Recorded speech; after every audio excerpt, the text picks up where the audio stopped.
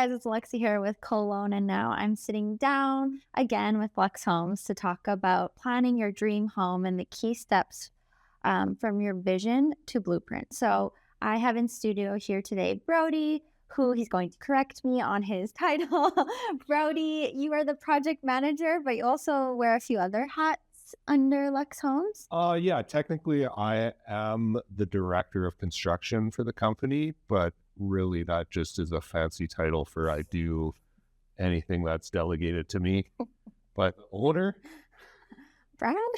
Brad, anything he doesn't want to bother with, he just passes on down to me, and then I oversee our projects. I oversee sales, estimating, planning of the project, scheduling, and then I meet with our team with Brad to go over how everything's kind of progressing once your project starts. Wow, that sounds like a big role. Impressive. So, can you tell us, you've been in the industry a little bit. Can you tell us a little bit about yourself? Yeah. So, I mean, I've worked in construction probably about 22 years, 23 years now. I've done kind of a lot of different aspects. I started in home building, in framing and foundations. I've done, operating equipment. I've done concrete pumping. I got into residential and commercial dock building. I did a little electrical trade for a bit. So I kind of got a well-rounded look at everything. That's impressive. Okay, let's talk about LUX Homes. You guys have a process that you're very proud about. So can you walk us through kind of the steps? Let's say I'm coming to you and I want to build this beautiful home at Casino Lake. What makes you guys different, and why are you guys so passionate about this process? So we are fairly passionate about our preliminary build agreements. They are what we feel sets us apart from other home builders. And essentially what it is it's a service we provide to plan, design, price out everything that's involved in a new home build. And one of the big reasons we see a value in it is from the amount of jobs that we lost out on by being overly honest with potential clients. A lot of home builders out there will give square footage prices, but then when clients go to finish their home off, they find out, that square footage price didn't give them the finishes they wanted, and it didn't result in a quality of the home that they expected. Mm-hmm. And then they actually often come back to us and ask us, like, what did you guys include when you gave us these numbers? And, we kind of find that we would have gotten that job had other builders just been as honest as us. Mm-hmm. So it sounds like honesty is a huge player and value for LUX Homes. Yeah, honesty and transparency is something that we really put at the top of our list of values. I always tell clients, I'm not going to try to buy a job from you. I would much rather tell you what you want is outside of your budget than, tell you we can do whatever you want within your budget. And then once we get the project, there's disappointment. Well, yeah, it sounds like you guys are avoiding those very hard conversations with clients afterwards a project. A home is such an important thing. I mean, it's like the biggest purchase people make. So why not be honest and transparent in the process so that you have happy customers? I mean, also brand is everything. So you guys just want to keep that open communication with clients. Yeah. And I think a big thing that people who haven't done a large scale renovation or a new home build, a lot of things need to be decided to establish what is this going to cost. And, it's not until you really start digging into the details that you start to see all the different prices that can come along with that. A couple $100 here and there on a certain line items can really add up by the end of the project.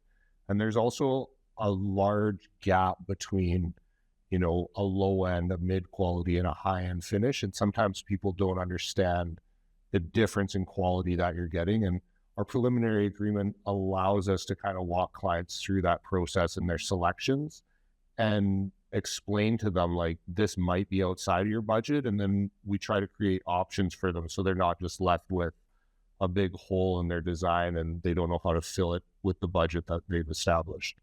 So, first step would be coming to the office and meeting with yourself and Brad and to start walking you through this Lux Homes process. Yeah, like even before we enter into a preliminary agreement, we like to meet with you and kind of get a feel for the design quality that you're looking for. You know, there's a lot of very honest conversations there in terms of what do you expect in your home, and then what we think that home is going to cost. You know, if people come in and they say they have a certain budget and they start to tell us the finishes they're expecting in it, we don't have a hard time telling them that's unrealistic. And if that means we're going to miss out on a job, it is what it is. But we sleep a lot better at night if we have those honest conversations up front. So, what are your recommendations to people that are looking for a builder? Do you guys have steps or red flags that you think people should look out for? I mean, my advice if you're looking for a builder would be to just call us, and then it's a one-stop shop. But but the biggest thing I can say is to ask questions.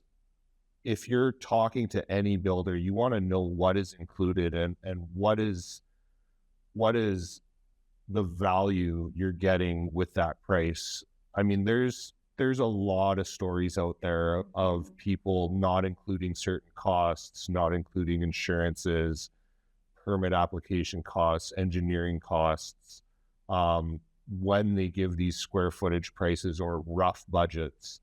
And that can lead to big change orders down the road, because builders aren't necessarily lying, because you're asking them for a build price to build their home and they're telling you, well, to build it, it'll cost this much. That doesn't include any of the planning and the design and the engineering and the insurances and, you know, everything that kind of goes along with it. That sounds like a lot of work for you. It's a lot. It is a very detail oriented process that we go through. And that is kind of why we stress it so much, because, you know, there are so many different ways that you can build a home and there are so many details to try to capture. It's one thing that we really have been focused on over the last 3 or 4 years is the details of the build and the details of our estimates, and making sure everything is captured so there's no surprises when the project starts. Do you think that social media, like Instagram, Pinterest, and all that kind of stuff, is setting people up for like expectations that are like really high because they think their budget, but then you're like, no, you're way off. Because I hear it in other industries, so I'm wondering if it's also something like I would come to you and say I want this, and you're like, yeah, do you have this budget? I see it in other industries, like hair industries, even just taking a photo and saying this is what I want, and they're like, yeah, like no, there's filters on that. That's not real.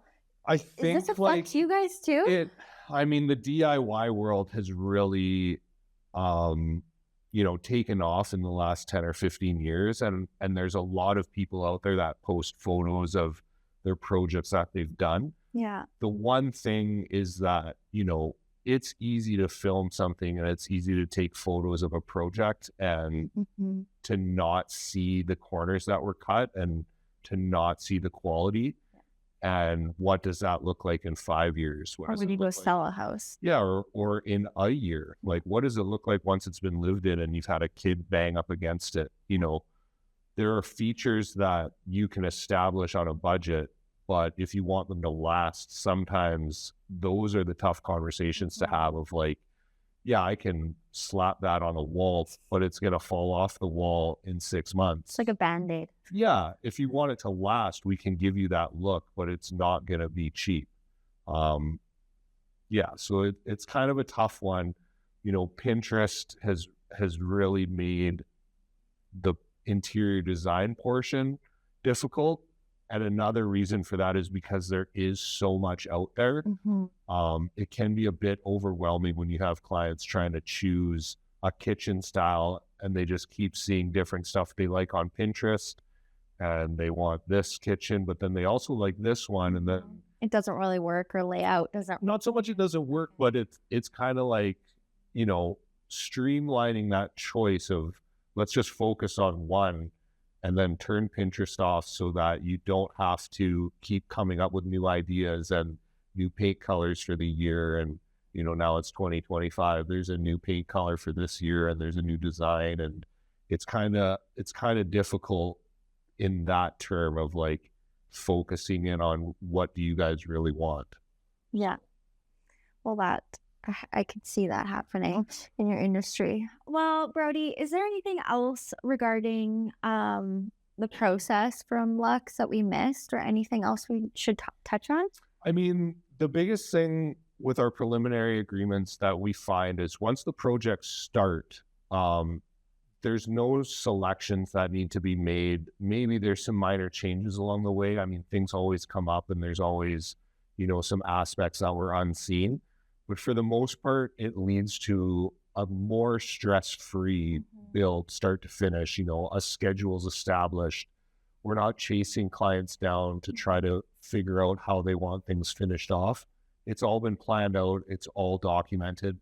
We can kind of start and finish the job when we think, you know, that schedule will be completed, give or take a couple, you know, weather delays, or It's usually the weather. it's usually the weather, or, you know, what is it called there? The tropical storm that took out the highway, or COVID, or, you know, there's always things that you can't control. But for the most part, you know, everything's kind of laid out and you know where the goalposts are, you know where the start line is. Everybody kind of can focus in on it. It is a little stressful because we compact that all that stress of a build into the first 2 or 3 months of planning.